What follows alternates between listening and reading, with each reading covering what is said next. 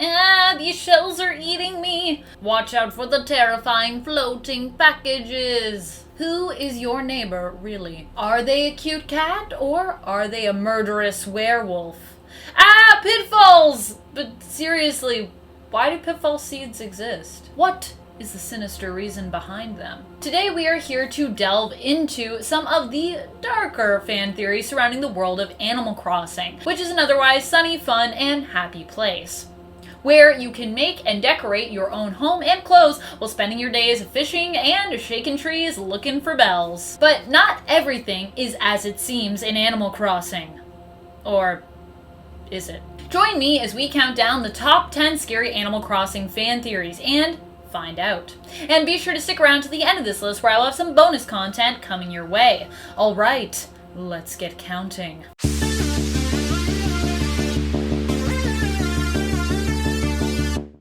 Number 10, Isabels Drinks. There are two camps when it comes to this fan theory. Ever since her first appearance, Isabel has become a popular character in the world of Animal Crossing. This theory started when fans of the game decided to mash up footage of Isabel dancing and partying with the existence of the Pocket Camp special event drink known as Vacation Juice. From there, some started to ponder just what was in that brown liquid drink that Isabel kept on her desk. One camp thought that it was definitely whiskey, while the other argued it was more likely barley tea, which is known for being a popular summertime beverage in Japan. Number 9, wild animals versus villagers. So, your town in Animal Crossing is filled with tons of anthropomorphic animals who make up its population. These animals are our friends and our neighbors. They are capable of independent thought, style, and designing their own homes. They have personalities. They can talk. Some of them have jobs. So, what sets them apart from the other animals we see in the game that aren't quite anthropomorphic?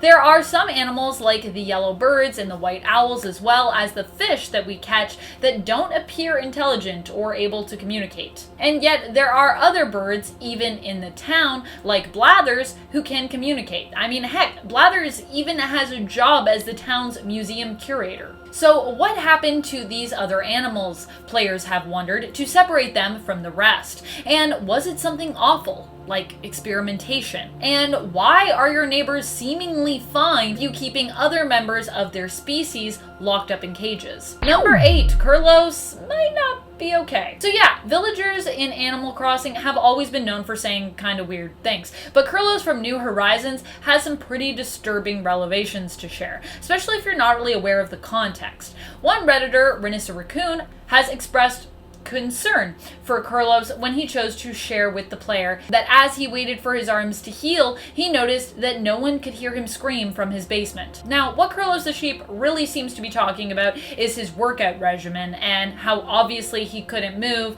and was trapped in his basement because obviously he'd been working on his arms too much. But asking someone, did you know that no one can hear me scream from my basement, is just pretty freaky. Also, does Kurlos even have a basement?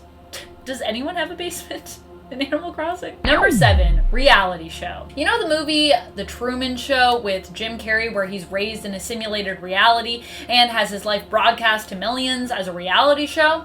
Yeah, that.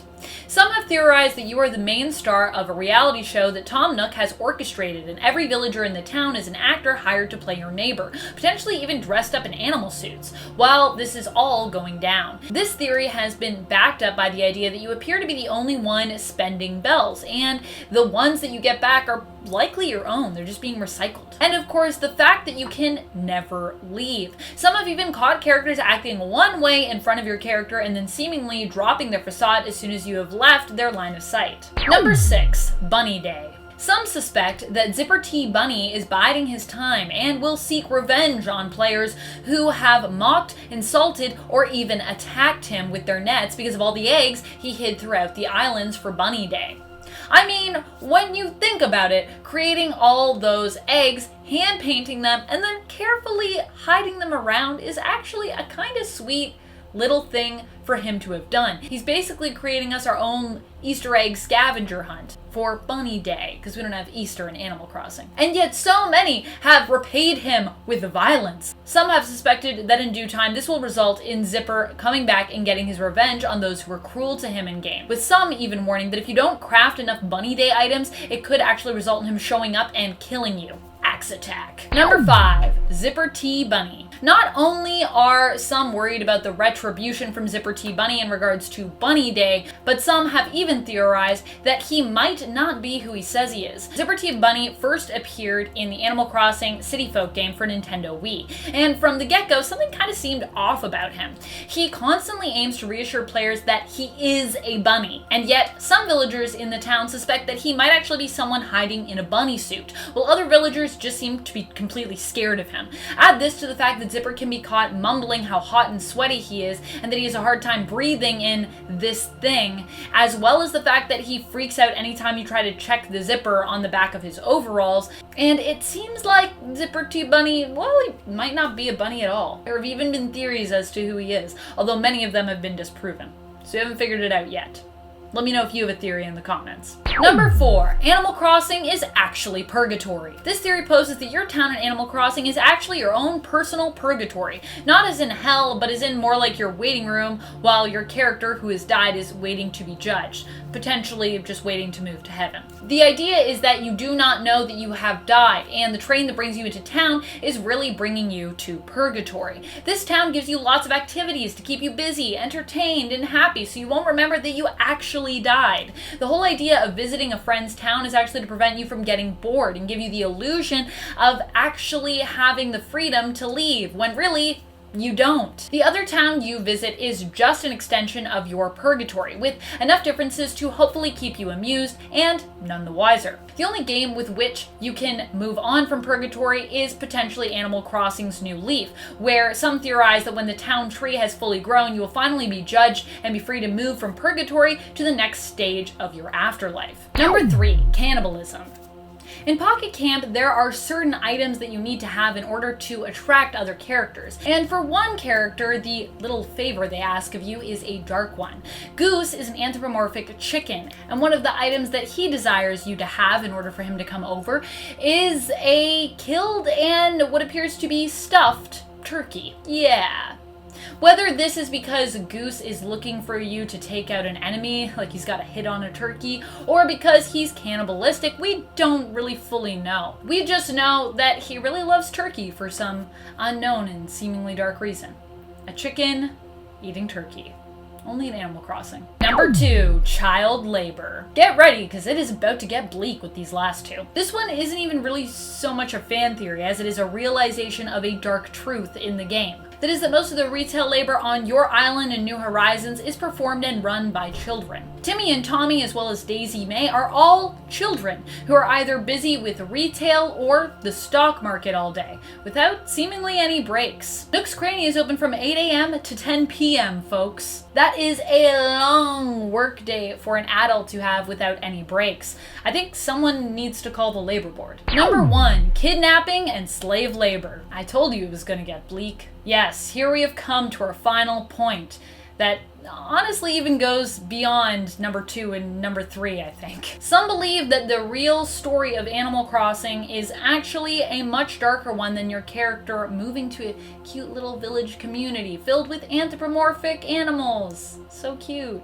Instead, they believe that you are actually a child who has been kidnapped and taken to a community against your will, where you are tricked into working as a slave for the town, or island in the case of New Horizons. The character Cap, and people believe, is actually based off of the Japanese river demon known as Kappa in folklore, who is known for luring and kidnapping children. And the never-ending debt that you owe Tom Nook, yeah, that's also meant to keep you there. Not to mention, your neighbors never want to let you leave. Thank you so much for watching. I hope you enjoyed exploring some of the potential darker side behind the world of Animal Crossing.